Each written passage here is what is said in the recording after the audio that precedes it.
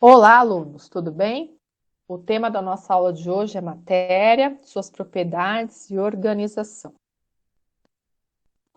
Lá no caderno de física, na página 53, a gente vai estudar os modelos atômicos, fazer uma revisão desses modelos.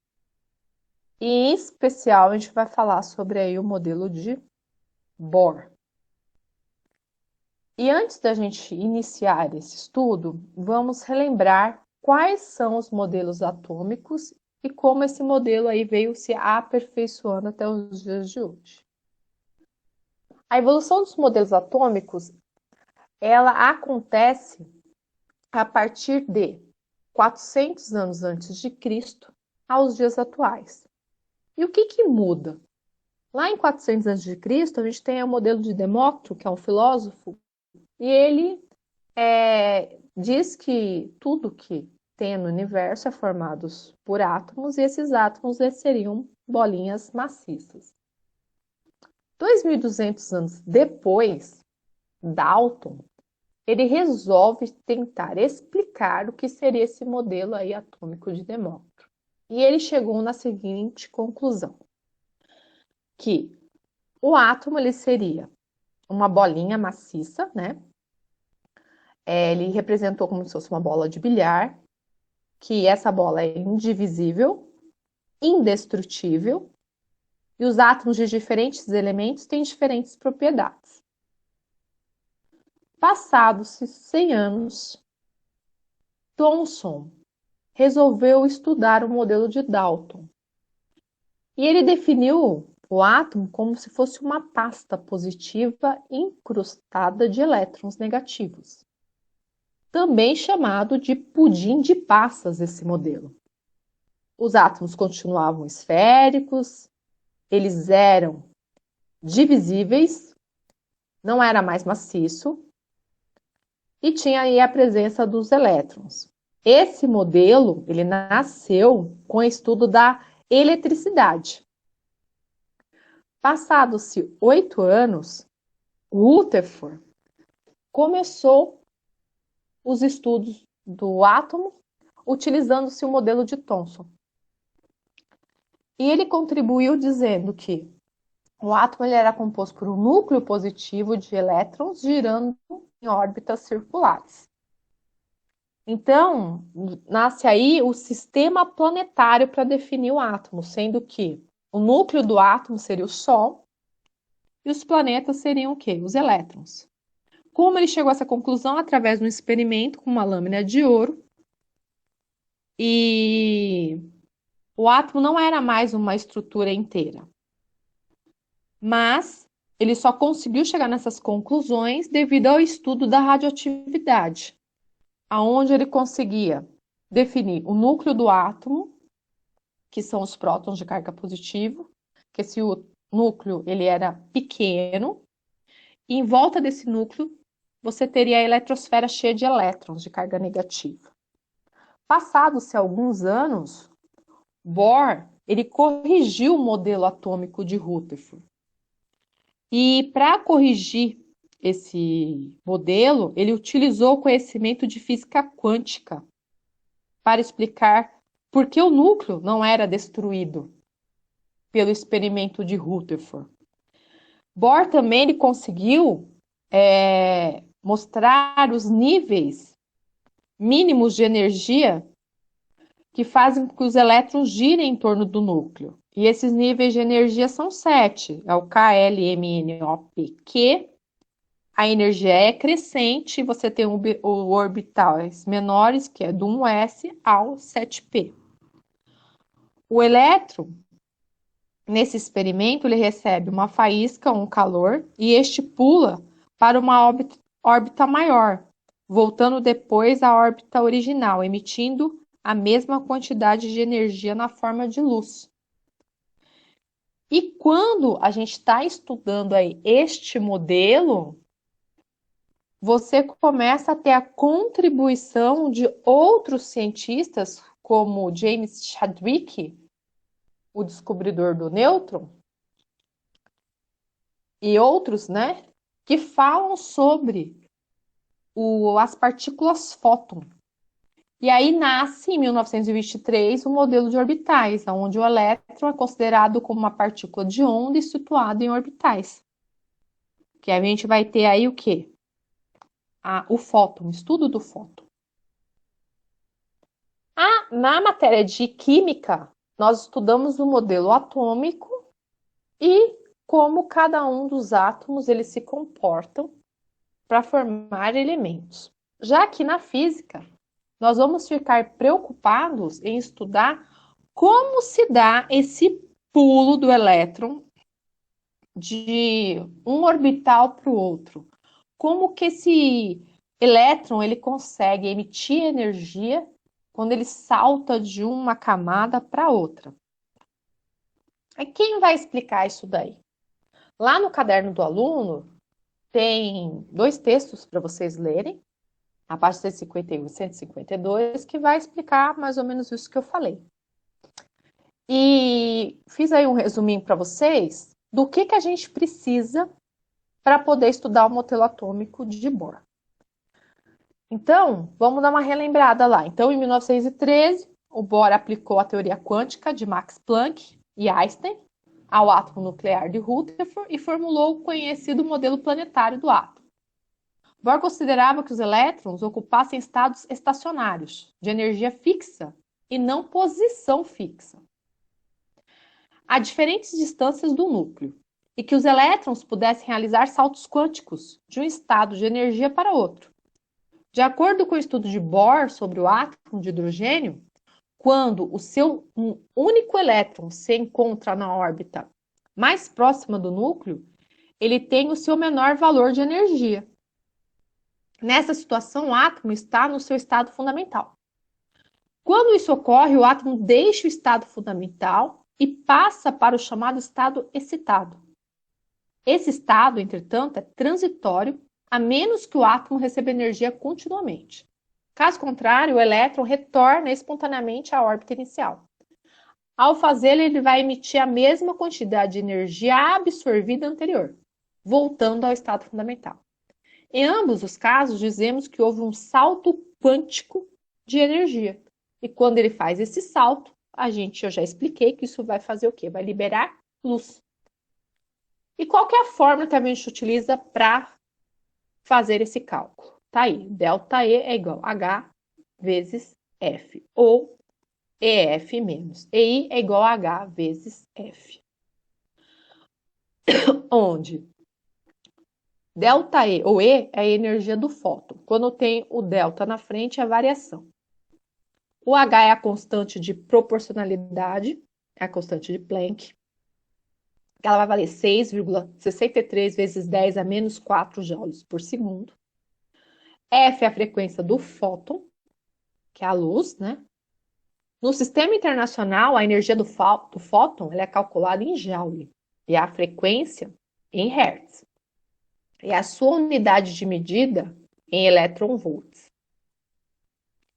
A função das diferentes órbitas disse que o elétron está em um estado estacionário ou nível de energia, onde cada órbita é caracterizada por um número quântico n, assumindo valores inteiros entre 1, 2, 3 e assim por diante.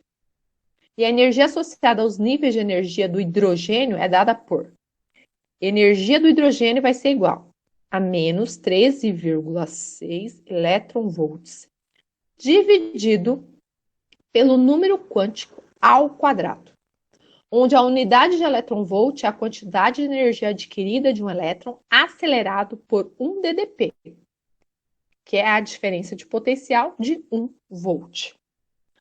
O que a gente acabou de ver aqui? A gente acabou de ver 2 fórmulas que você pode utilizar para calcular o salto quântico desse elétron. E esse conhecimento aí que a gente está vendo é nada mais do que um fenômeno físico do efeito fotoelétrico, que consiste na emissão de elétrons por certos materiais, gerando ondas eletromagnéticas. Isso acontece muito nos materiais metálicos, né? Então, nesse fenômeno, a luz comporta-se como uma uma partícula transferindo energia para os elétrons que são ejetados aí para fora desse material. No nosso caso aí, você está fazendo com que esse material ele vai pulando, né, de um nível para o outro. E a gente tem que entender que esse efeito aí fotoelétrico, ele já é estudado, né, há um bom tempo aí por vários cientistas para poder explicar aí o modelo atômico de Bohr.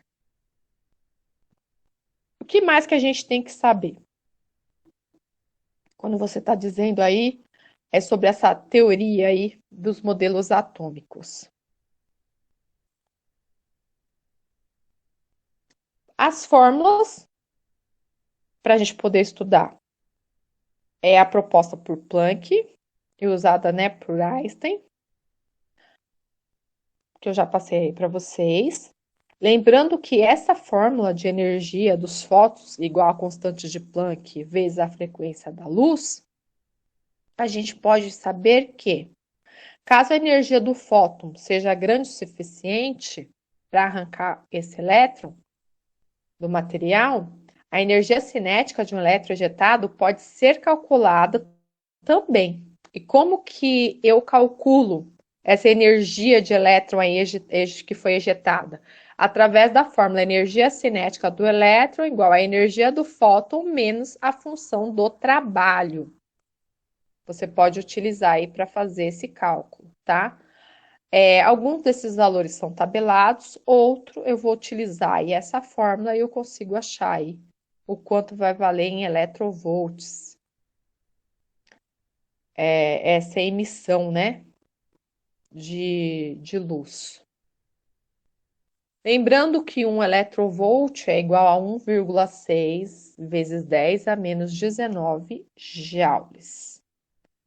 E por que que eu preciso estudar isso, professora? O uso, gente, da energia do fóton, né? Dessa energia luminosa, que é a capacidade de você converter energia luminosa em corrente elétrica, você vai utilizar isso aí em células fotovoltaicas, em relé, sensor de movimento, fotoresistor. São alguns exemplos, né, que a gente usa esse conhecimento. Então, assim, o mercado de trabalho vai englobar que vocês aí necessitem deste conteúdo, né, para trabalhar.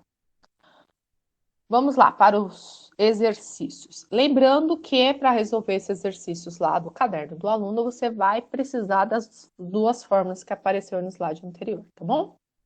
Então, lá no caderno do aluno está ali, letrinha A. No modelo atômico de Bohr, o que é necessário acontecer para que um elétron passe de uma posição de uma órbita menos energética para outra mais energética? É o tal do salto quântico, não é isso? Então, vamos lá.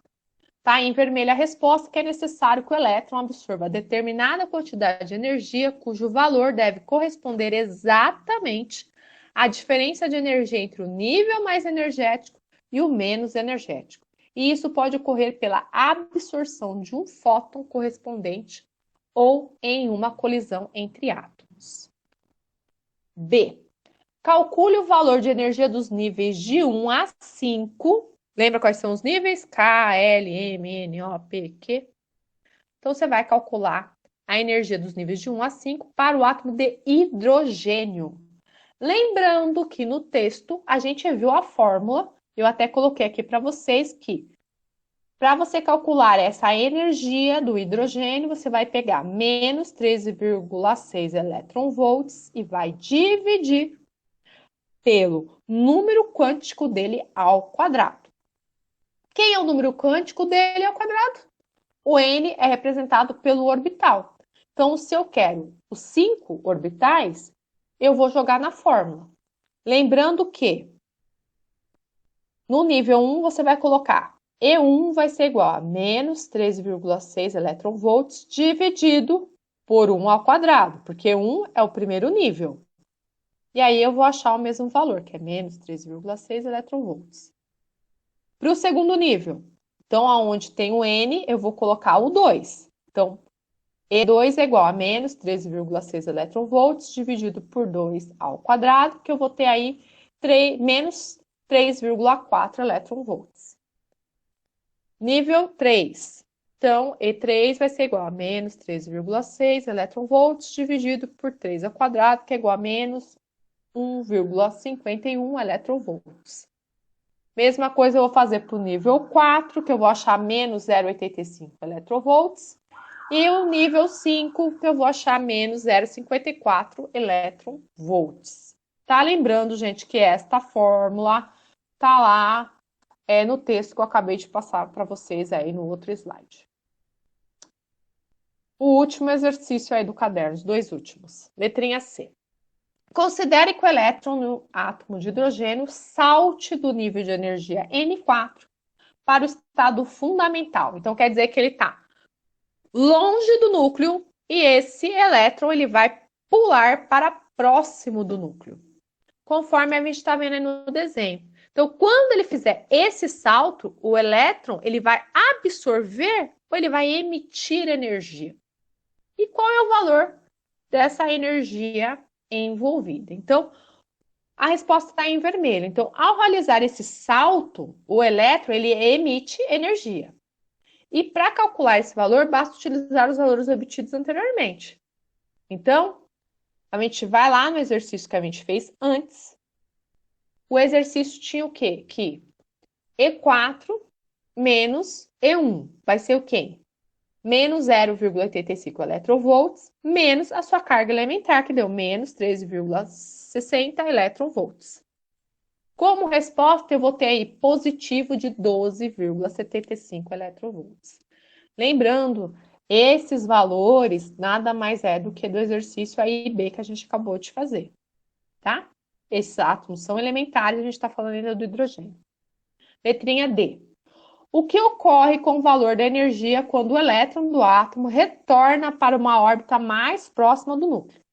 Então, de acordo com a teoria de Bohr, quando o elétron retorna de um nível de energia maior para órbitas mais próximas do núcleo, um nível de energia menor, ele emite um quanto de radiação fóton, que pode ser expresso por constante da proporcionalidade final, que vai ser igual a energia do fóton final menos a energia inicial. Você fazendo um menos o outro, você vai saber a energia que ele está nesse exato momento. Se ele está perdendo energia ou se ele está ganhando energia.